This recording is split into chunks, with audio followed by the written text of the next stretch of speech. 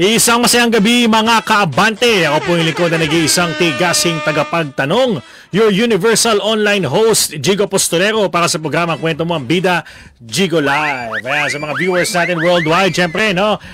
Happy Monday po sa inyong lahat. Ano pa bang hinihintay nyo? Syempre, i-share na lang i-share ang magandang balita dahil syempre, no, hindi lang po entertainment ang ating hatid, kundi good vibes at inspirasyon po sa bawat kaabante worldwide po yan. Ayan, syempre sa mga viewers natin, sabayan tayo napapanood sa ating Facebook page, DWAR Abante Radio, sa ating TikTok, Abante News TikTok, sa YouTube natin, Abante News Online. At syempre, no, talaga namang pangmalakasan to sa AM station namin, 1494 po, 1494. Pihitin nyo na po sa inyong AM radio, talagang pangdiinan, pangmalakasan po ang ating programa dyan. No? Talagang kung wala kayo signal, nawala ng data, internet o kung ano man, pihitin nyo po sa radyo, mapapakinggan nyo po kami dyan Lunes, Miyerkules at Biyernes po, ganap na alas 8 ng gabi. Ayan, no? Siyempre, sumilip na po ang ating malupit na direktor, no? Si Direk Brian Kurt Espera. Talaga namang pangmalakas. Bagong tabas pala, kaya pala di nakasombrero, no? Na bagong fade, no? Fade kasi ang tawag sa mga sa panahon ngayon, sa pudpud. No? Nung araw kasi pudpud yan eh. Yung mga pagka nagpagupit ka sa barbero, pudpud, di ba? Siyempre, hindi na tayo pang online, hindi na tayo pang radyo, kundi sa TV rin, ha? Mapapanood tayo sa Sky Cable Channel 85. Nanonood sa atin si John Maiton na kumbaga ang shift nito kung meron mga morning shift, merong afternoon shift, may night shift, ito ano to, whole day shift. Kasi nakita mo na sa umaga, makikita mo pa sa gabi. Grabe to si John Maiton. Shoutout kay John Maiton. Sabi niya pa pudpud ko pala na anak. Ayan, nagpapa-shoutout siya kay Kurt Espera. Oo, talaga namang pangdiinan niya, no? Si John Maiton, no? Then shoutout po sa mga viewers natin worldwide dahil pangmalakasan po ang ating episode, no? I-share na po ng i-share ang magandang balita. Shoutout po na katutok sa atin ang La Visual Corporation. Shoutout po sa inyo nanonood sa atin ngayon. At syempre, pakilala na po natin ng ating mga special guest dahil malalaman natin kung saan at paano nagsimula, no? Ang mga matatagumpay na negosyante na sina William Jones at Edwin Lisa na kasalukuyang namamayagpag sa kanilang mga napiling industriya. Welcome po, Sir William and Sir Edwin Lisa. Hello. Yes, Sir William, can you hear me all right? Yes, sir.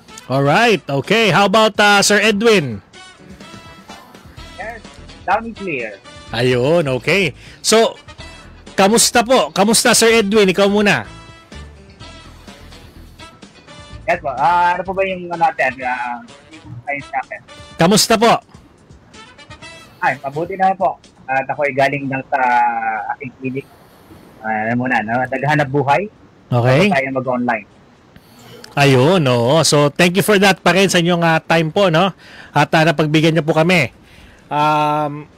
Dito po sa ating programa, Sir Edwin. We're so thankful. Okay? All right.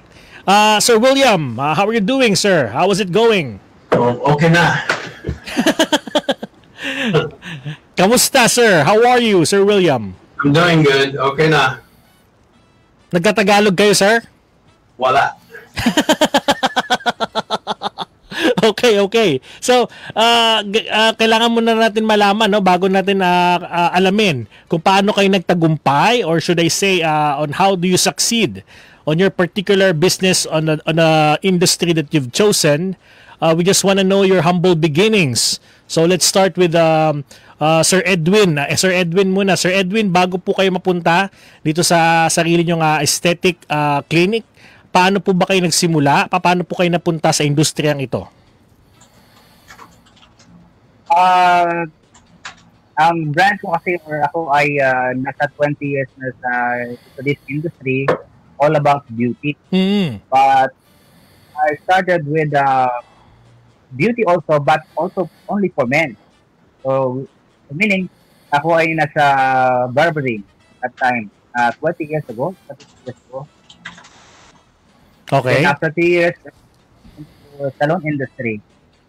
Ayun. Hindi na lang for guys, only for girls. Oo, okay. So, And, how was that, hindi sir? ako na-content. Hindi ako na-contento sa nag-adventure ako into another type of beauty business. Nagpunta ako into aesthetic. Yeah, especially yung ating nagmamalaking permanent makeup na was booming sa ating industry ngayon. Wow, di ba? Nakakabilib talaga yon, sir. Kumbaga parang ang dating nag-aaral kayo ng patuloy para mangyari mas marami kayong service na maibigay. Tama po? Tama po. Patuloy po tayo nga nag-evento ng iba-ibang klaseng beauty para maibigay natin sa community. Wow, di ba? Yun ang maganda dyan. So parang ang dating, dahil marami kayong service na kayang ibigay, mas marami po kayong mapaglilingkuran.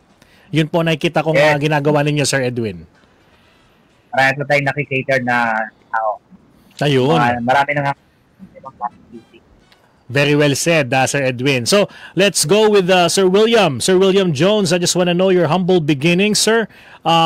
Before you started your business, the Rank Fortress, I just want to know what are your interests, hobbies, before you indulge to that industry, sir. I mean, I like going outside, reading, fishing.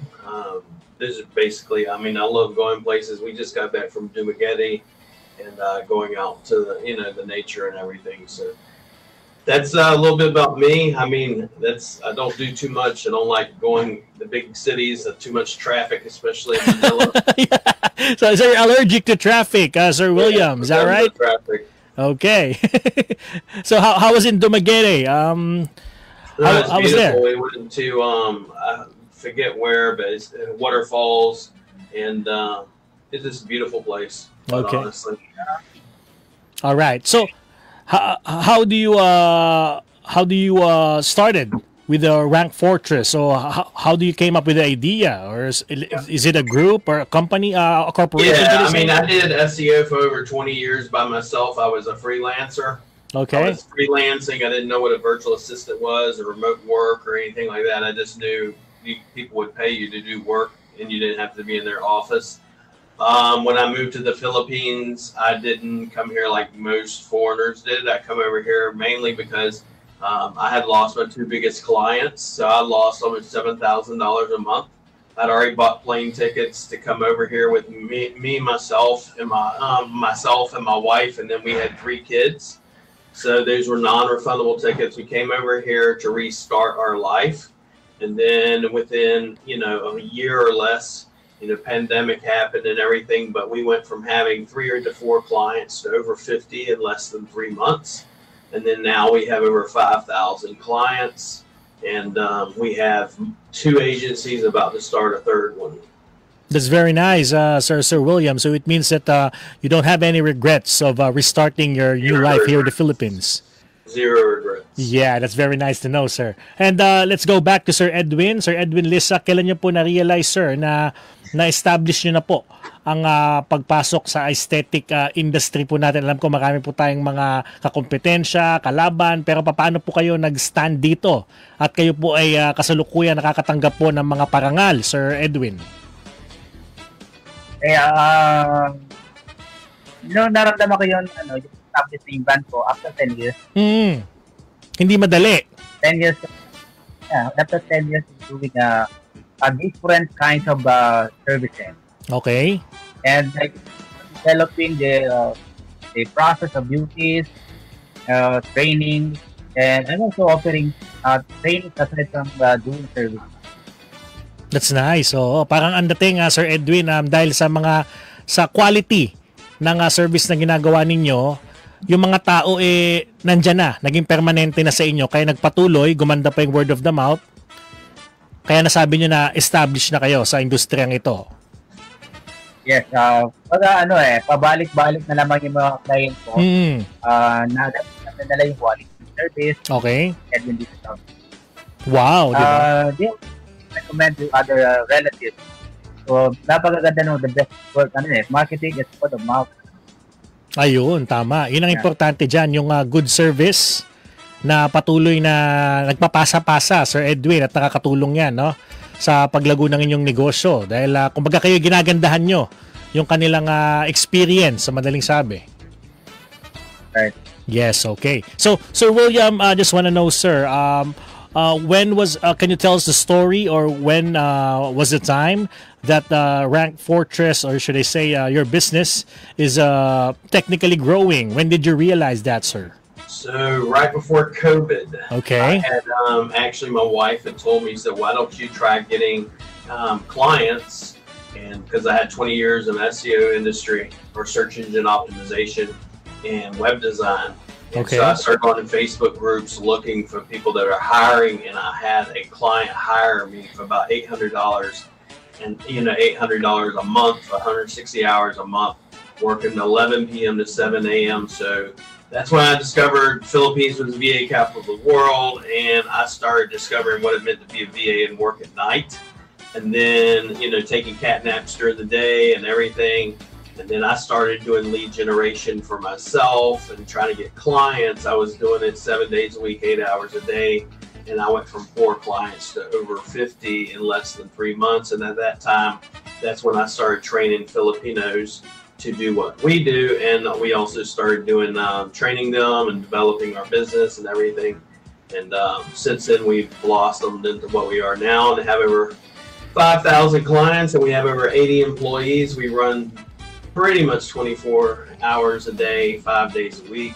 We run from 8 a.m. to 5 p.m. and then we take a break until 8 p.m. and then we work again from 8 p.m. to about 6 a.m. 2 different shifts, and then we run 3 different agencies. So that's very nice, Sir William. So I just want to know the procedure, or how do you screen or develop people that wanted to be part of your company, since you mentioned that you already have 80 employees out there? So number one factor is trainability or coachability. Okay. And someone's mindset or attitude. I don't really care if they have the skills. Most of the people that we have here did not have the skills. A lot of them were either work at home, customer service. They didn't have the background in local SEO or web design. We trained them from scratch. Some of them did have IT background or criminology or technology background, stuff of that nature. But even then, they're taught coding. They're not taught what we do. And then we train them in. It takes us about a good month to 2 months to really train them up. And then once we train them up, I personally trained them. And then we just took, for example, while we were in Dumaguete, we were training another agency that has 500 clients. Wow. We were training their staff, and it was my staff that was doing the training. That's nice. It's very astonishing, sir, and the number speaks. So I just want to know, Sir William, can you tell a story of a particular, without mentioning the name, of course, or so a particular, let's say, employee that you've trained that has no experience at all, and right now, he or she might be prosperous in his or her career? Do you have a great story? Yeah, I mean, I have a couple. My number one is Lynn Bokos. Okay. Lynn started with me, did not have any background, no IT, none of that background. And Lynn now is my office manager and runs the entire facility, knows everything about everything we do, from on-page SEO, off-page SEO, Google My Business, web design, and runs the team with me. That's nice, sir. So you mean to say that everyone is welcome as long as they are willing to learn, and they wanted to share their skills as well with the company? As long as they have a good attitude and they're coachable, we can work with them. That's very nice, sir. That's sounds it's like a land of opportunity. The Rank of Fortress is a land of opportunities, right? Yes, sir. We try to help everybody. That's nice, sir. So, Sir Edwin, kayo naman po, same question po, no? Paano nyo po sinasala yung mga gusto pong magtrabaho po sa inyo, o yung mga gustong siyempre yung mga nagtatrabaho po sa inyo, iyan po yung mga nagre-representa sa inyong aesthetic clinic, sir? Paano nyo po sila natitrain? Paano nyo sila napapahusay po sa kanilang trabaho, sir? Alright, number one requirement is okay. And secondly is skills and knowledge. Okay. also training them with my skills. Then kung nilang matutunan yun. And also still monitoring yung kanilang mga attitude. May magkakaroon ba sila ng consistency basta tumagal sila. Ayun, tama. So speaking of consistency, Sir Edwin, no? Paano nyo po nasisigurado na yung quality po ng inyong gawa? Siyempre, kung kayo po ay gagawa nun, alam nyo po na 100%. Pero paano nyo po masisigurado na naipasa po ito sa mga nagtatrabaho po sa inyo, Sir Edwin, o na mamamana nila ang mga turo ninyo, sir? But still, there is a supervision. Okay. Although, matagal na sila, kailangan pa rin ng Ayun, tama. Parang ang dating, kahit matagal na sila, tinututukan nyo pa rin, sir. Yes. Ayun. It's very nice, sir. So, ito naman pag-usapan natin. Yes po, Sir Edwin, no? Yung mga challenge, no? Siguro si Sir William muna. Sir William, can you tell us biggest obstacle or challenge that you've faced with your business that obviously you surpassed because you're still here and roaring? Sir, do you have any story in mind, sir? Well, I mean, whenever you first start a business, we weren't looking to start a business. We were looking just to make enough money to, survive COVID and everything. Okay. And then, so we didn't have the background in who to trust, who not to trust, things of that nature. And so a lot of times when you're first starting out, you trust the wrong people, get in business with the wrong people. And in our case, we had a couple of setbacks. But we overcame them, whether that was through partners or just trusting the wrong management to run. So now we're very hands-on in the business, and me and my wife both run it together. We don't really, quote-unquote, trust partners. The only partner I have is my wife. That's very nice, sir. A great tandem, dynamic duo, sir. Yes, sir. Thank you. So what advice would you could give for, let's say, a particular husband that has a business who doesn't know whom to trust? What would be your word, sir? Most of the time, husbands don't want to hear this advice, but generally speaking, if your wife feels a certain way, she's probably right. Oh, so it means that I don't know. I forgot the term itself, but in Tagalog, it's kotob. So it's like a vibe, right? If there's a bad vibe, something, you gotta listen. Is that right, sir? Yes, sir. That's exactly right. We usually say if you have a gut feeling. Gut feeling. Yeah, that's right. That's a term. Okay, that's nice, sir. So, Sir Edwin, kayo naman po, no? Pinaka din yung malilimutang pagsubok na talagang nagpatibay po sa inyong negosyo na nalampasan ninyo, sir. Yes, parang kahit matagal ka na sa business, parang always think that you are new. Okay. Always challenges. Siyempre, sino ba naman ang makakalimot? 5 years ago, nalumaan yung pandemic. Okay. The biggest challenge in my life. For all the business talent, the biggest challenge. Ito pati sa life ng info business man. Yung lahat ng pati yung ganun dako. Hindi mo alam, hindi ka ready hindi ka ready financially, hindi ka ready na sustain yung business mo hanggang sa matapos ng pandemic. And after that, there's a biggest challenge also. Hanggang dumarating, nandiyan ang competition, nandiyan laging dumarating yung kailangan mag-develop ka ng new service, hanap ng mga customers na kailangan i-serve mo. Ano yung kailangan nila at ano yung need ng market. Ayun, tama. Kumbaga parang nangyari, Sir Edwin, hindi kayo nagpatinag, no?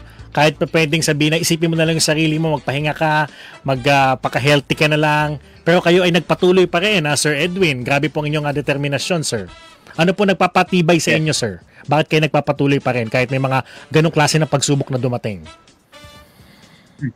Number one, nandiyan yung mga taong maasa, yung mga empleyado, yung mga empleyado, may sariling pamilya din na kailangan buhayin. Ayun, tama. Huwag lang isipin na sarili ko, baga pangkalahatan, no? Tama. Okay. Alright. Sir William. Yes po. Sir William, how do you take care of your employees?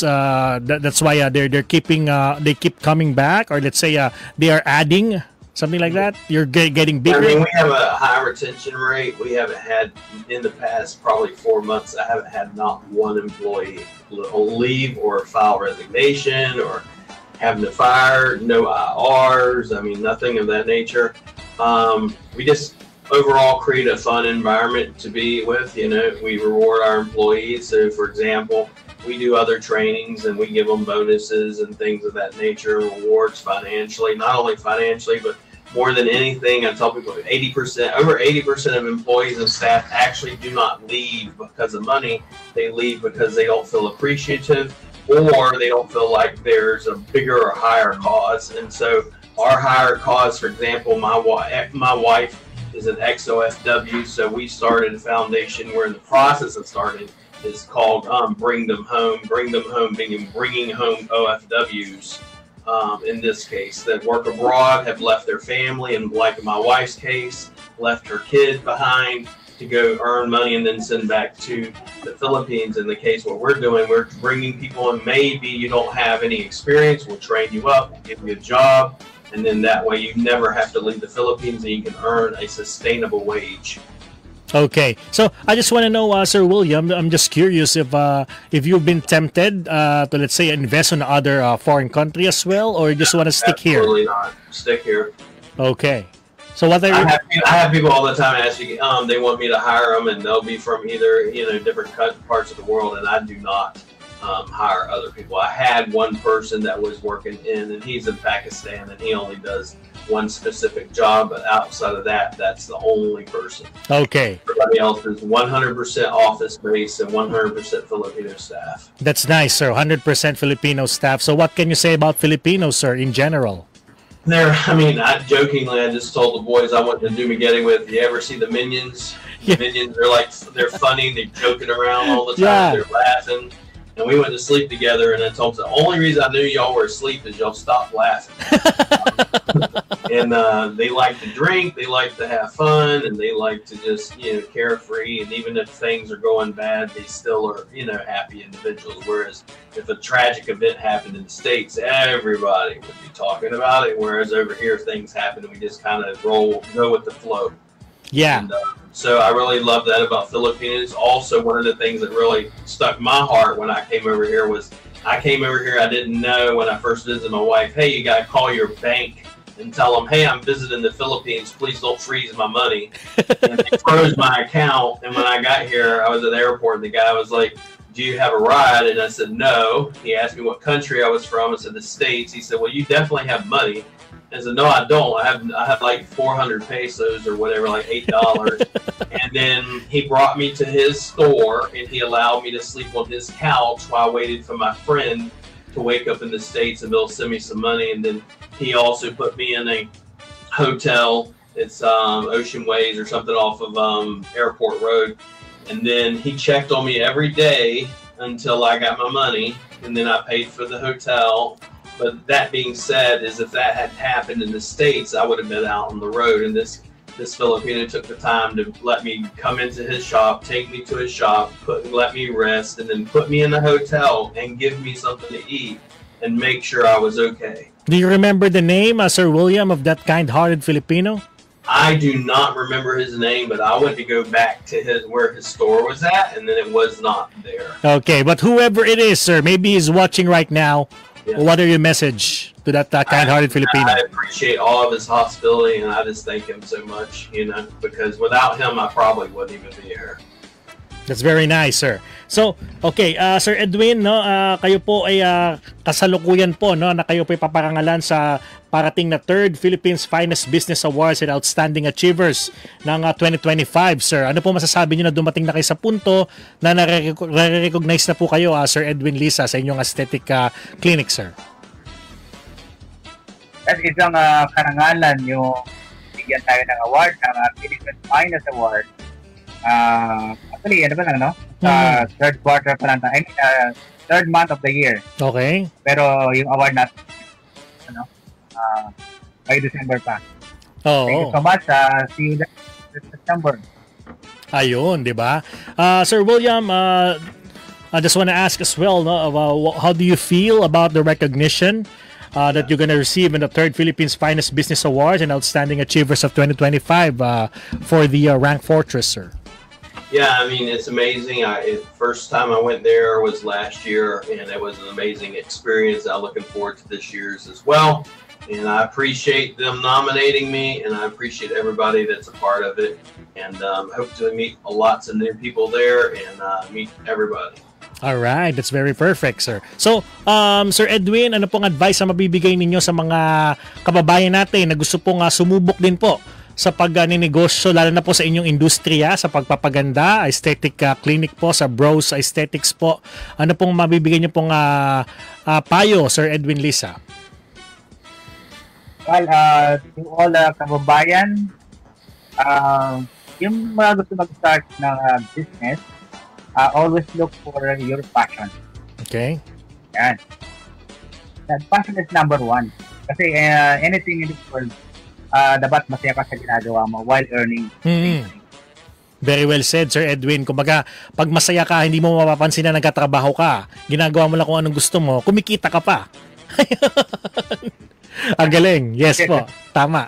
Correct. So, Sir William, same questions as well, sir. I just want to know what would be your piece of advice for our fellow kababayans here that wanted to venture an extraordinary business, or should I say groundbreaking business as well, that only brave hearts could do. Sometimes they are afraid, they don't have the heart for that. What would be your advice, sir, for them to follow your steps? Well, a lot of times you just need a person to go to that will mentor you and coach you. That's one of the reasons why we offer free SEO coaching or free VA coaching. So therefore we can teach Filipinos how to get work so they don't have to leave and become an OFW. Whether that's working for someone like us that's in a BPO or an agency, or working for yourself. A lot of times they have to build work for themselves. They have to have the laptop or a computer and stable Wi-Fi. A lot of times they don't have that. Therefore, they have to work for someone that has an agency, and we offer free training on that as well. That's very nice, Sir William, sir. So, Sir Edwin, batiin nyo na po lahat ng gusto nyo batiin at pasalamatan nyo po. Lahat ng gusto nyo pasalamatan. The floor is yours, sir. Zoom namin sa inyong camera. Go ahead. Yes, thank you so much for watching. Yung mga may nanonood ng mga kliyente namin, customers, and also the family. Yun, ang family ko nasa Bulacan, and my direct family nasa Makati po. Thank you for watching. Ayun, oo. And ayun, yung ano nyo, sir, yung clinic nyo po, sir, yung Edwin Lisa Bros Aesthetics, promote nyo po ang page, sir. Yes, I would like to promote my business. The name of my business is Edwin Lisa Brows and Aesthetics. We are located so kindly check our website at www.edwinlisa.com. You can check all our branches all around Metro Manila. Ayun, very well said. Thank you so much, Sir Edwin Lisa. Mabuhay po kayo. Okay, Sir William Jones, you could do the same thing as well. Feel free to leave a greeting, a shout out to your friends, families, your employees, everything, sir. Feel free to greet and promote as well the Rank Fortress for our fellow kababayans here. Yeah, I mean, if you want to know more about us, you can go to rankfortress.com. But as always, thanks to my wife, Rowena Rivera. And as always, thank you to our amazing team at Rank Fortress. Without you guys, we couldn't do that at all. And we appreciate and love every one of them. So thank you guys. Appreciate the time on here as well. And I look forward to meeting everybody at the event in September. All right. Thank you so much, Sir William Jones and Sir Edwin Lisa. You are both an inspiration to all of us that wanted to be big and business industries or whatever industry it is, as long as it's business and we could help a lot of people. Sir, you are both an inspiration. God bless you both, sir. Thank you. You have a good evening. Thank you so much.